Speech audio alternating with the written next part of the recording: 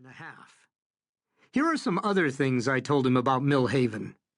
Once, on the near south side of town, a band of children killed a stranger, dismembered him, and buried the pieces of his body beneath a juniper tree.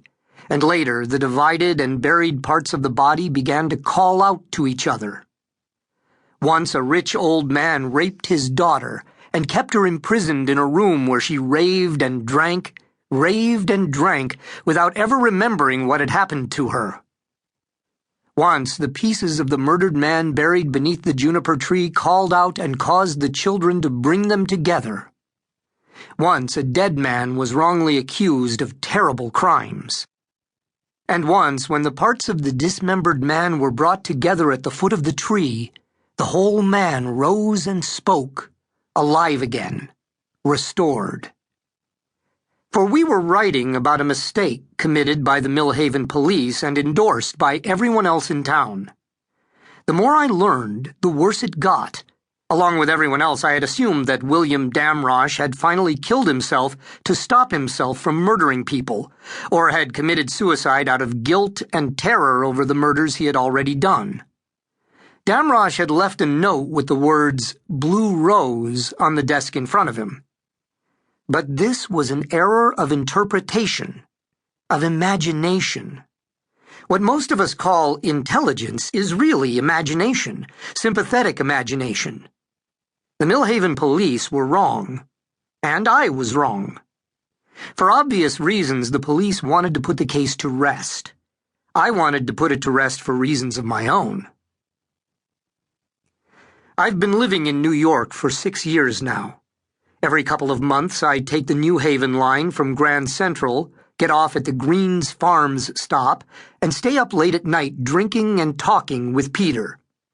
He drinks 25-year-old malt whiskey because he's that kind of guy, and I drink club soda. His wife and his kids are asleep, and the house is quiet. I can see stars through his office skylight, and I'm aware of the black bowl of night over our heads, the huge darkness that covers half the planet. Now and then a car swishes down the street, going to Burying Hill Beach and Southport. Koko described certain things that happened to members of my old platoon in and after the war, and Mystery was about the long-delayed aftermath of an old murder in a Wisconsin resort.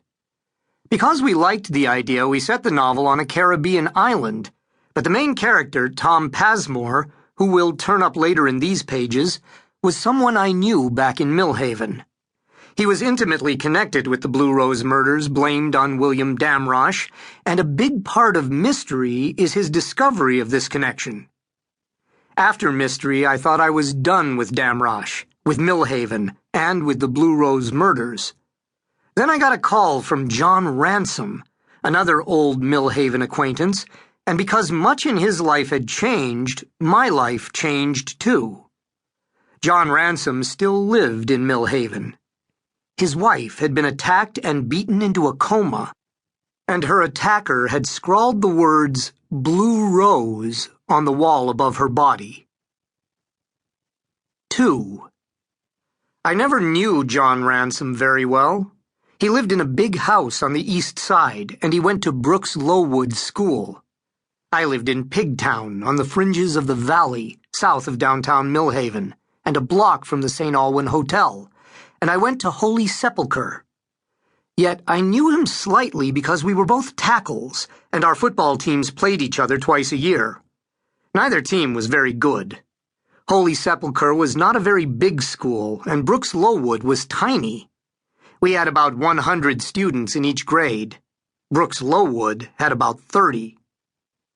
John Ransom said, "Hi," the first time we faced each other in a game.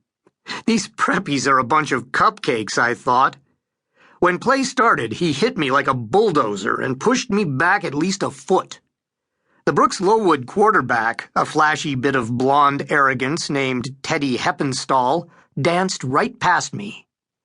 When we lined up for the next play, I said, "Well, hi to you too," and we butted shoulders and forearms, utterly motionless, while Teddy Heppenstall romped down the other side of the field. I was sore for a whole week after the game.